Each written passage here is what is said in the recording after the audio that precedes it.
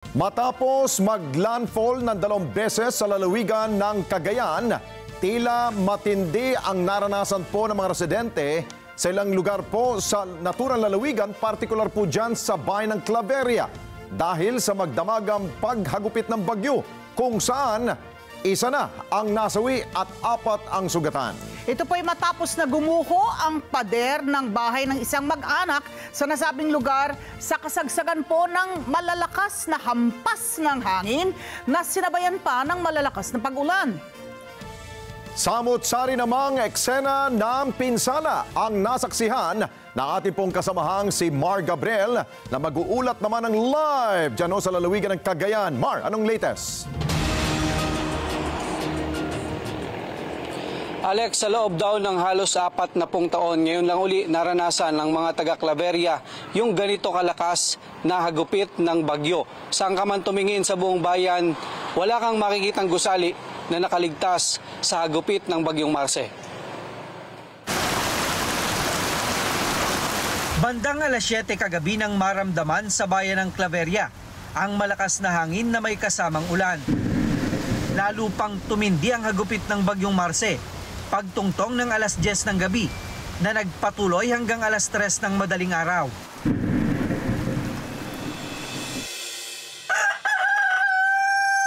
Pagputok ng liwanag, tumambad sa amin ang matinding pinsala na iniwan ng bagyo. Mga natumbang puno, nakatagilid na poste at nakalaylay na kable ng kuryente ang makikita sa kalsada. Ganito yung naging sitwasyon dito sa bayan ng Claveria. Halos lahat ng gusali dito, mga bahay, nawalan ng bubong dahil sa lakas ng hangin ng bagyong Marce. Ang tindahan ni Aling Ednalyn na nagsisilbi na ring tahanan ng kanyang pamilya, tuluyang pinadapa ng bagyo. Ang bahay namin, sir. Ito naman yung pagkakakitaan namin ng pang-araw-araw sa kapan. Ito lang inaasahan namin. Hindi ko alam kung paano ako mag-uumpisa, sir. Si Mang Desi, hindi napigilang maging emosyonal habang pinagmamasdan ang sinapit ng kanyang resort. Wala ni isang kwarto ang nakaligtas sa hagupit ng bagyo. Ngayon lang ito, 20 years nang mahigit ito ngayon, marami na rin bagyong nagdaan. Siguro ito na ang pinakamatindi. Sana babagod din kami. Pagsubok lang siguro ba ito? Importante, buhay naman kami. Apektado rin pati ang hanap buhay ng mga mangingisda. Ang mga bangka na iniahon nila sa Pampang, hindi rin nakaligtas kay Marce. Naputol po yung puno.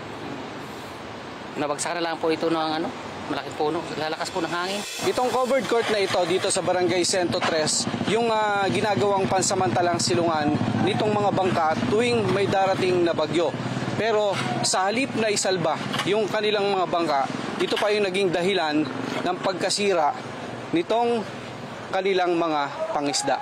Ayon kay Mayor Lucille Gilian Yapo, ito na ang pinakamatinding bagyo na naranasan nila sa Claveria. Pinaka-worst ho talaga inaasahan natin talaga.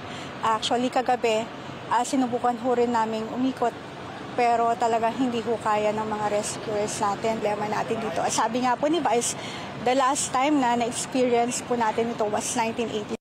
Sa gitna ng pananalasa ng bagyo, isang 12 anyos na babae ang nasawi matapos gumuho ang pader ng kanilang bahay sa lakas ng hangin. Sugatan naman ang 3 pa niyang kapatid at ang kanilang ina. Kwento ng nakaligtas na si Chad, hindi na nila nagawang lumikas kagabi sa tindi ng hampas ng hangin. 9:30, lalo nung lumakas. Kaya nung tatayo na sana kami, kukuha sana ako ng flashlight. Bigla naman na-collapse, kaya yun nadagan na kami lahat doon. Kasi nakaano na yung higaan nila doon.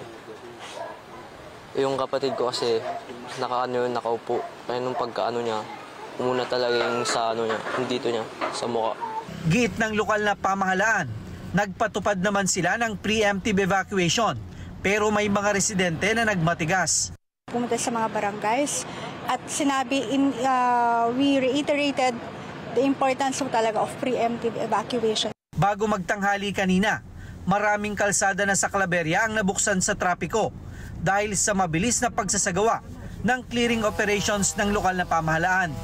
Katuwang nila ang mga pulis at mga tauhan ng Philippine Coast Guard.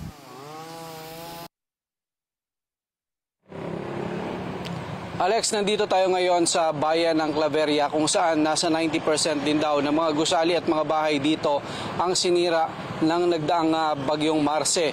At ang natatangi lang dito sa bayan na ito ay wala silang naitalang casualty sa pagdaan nitong matinding bagyo kagabi. No? Sa ngayon naman, Alex, nananatiling wala ring supply ng kuryente dito sa buong bayan nitong Sanchez Mira, Gaya sa Claveria. Pero unti-unti nang naibabalik yung linya ng komunikasyon dito sa Sanchez Mira. Pareho namang sumasailalim na sa proseso, Alex, yung sa sangguniang bayan nitong Claveria at ng Sanchez Mira, yung panukala nilang isailalim sa state calamity itong dalawang bayan. Alex. Okay, Mar, nakita ko sa mga video, no, nag-aantabay ang ilan natin mga kababayan sa kalsada. Parang they're waiting for a responde ng ating gobyerno. Meron naman dumating na mga relief goods, family food packs, binigay ang ating gobyerno dyan. Actually, Alex, kanina yung huling pag-uusap namin ni Mayor Lucil ay humihingi sila, nananawagan sa national government ng tulong mula sa national government dahil nga hindi kakayanin ng LGU yung pangangailangan ng kanilang mga residente. Kung makikita mo talaga, Alex, devastated yung buong bayan nitong Claveria. At kanina nga habang tinitingnan ko yung epekto ay nagpa-flashback sa akin yung nasaksihan ko na epekto naman ng bagyong Yolanda noong way back 2013 dyan sa Tacloban City. Alex? Oh, correct me if I'm wrong. Ang isa sa mga problema rin ng ating mga kababayan dyan sa kinatatayuan mo ngayon ay kung saan sila titira. Meron pa bang bakanting evacuation centers para sa kanila? Dahil yung mga bahay, sinabi mo nga, wala na mga atip. Paano sila masisilong kung sakali mang, eto pa, may parating pang bagyo? Mar? Alex, kanina kagabi pagtapos ng bagyo, imbis na mabawasan yung mga residente doon sa mga evacuation center, lalo pang ang nadagdagan daw yan. Dahil yung mga bahay ng mga residente, hindi na nila pwedeng uwian. Kaya pansamantala, titira muna sila sa mga evacuation center. At dahil sanay na nga sa bagyo, itong mga bayan na ito ng Claveria at Sanchez Mira, ay may mga designated na evacuation area na dito down to barangay. Actually, bawat barangay nga ay may mga nakalaan na tigi-isang evacuation center. Bukod pa yan doon sa mga inihandang evacuation center nitong municipal LGU. Alex? Doon naman sa mga mangingisda na naisalba ang kanilang mga gamit na sasakyang pandagat, pwede naman silang makapalaot at maghanap buhay ulit. Kung hindi man, ano ba ang tulong ng gobyerno dyan para sa kanila? Well, Alex, kanina mayroon pang gale warning, no? Na may kuha kami, inobserbahan din namin, malalakas pa yung alon dyan sa bahaging yan ng Claveria at maging dito sa bahagi ng Sanchez Mira dahil ito ay bahagi ng Babuyan Channel. So para open sea yan, kaya handa naman daw, naka-prepare dyan yung mga mangingisda natin. Tuwing may ganyang kalamidad, naghahanap sila ng mga alternatibo muna ng pagkakakitaan at sasamantalahin din daw nila muna yung pagkakataon para ayusin naman yung mga nasira nilang bangka na napinsala nga nitong nagdaang bagyong Marce. Okay, maraming salamat sa iyo, Mar Gabriel Mata natin, dyan sa lalawigan ng Cagayan. Thank you. Maraming salamat sa inyo pong pagsubaybay sa Mata ng Agila Primetime. Para malaman ang matatag, matapang at matapat na mga balita, i-follow lamang at mag-subscribe sa @Net25 TV.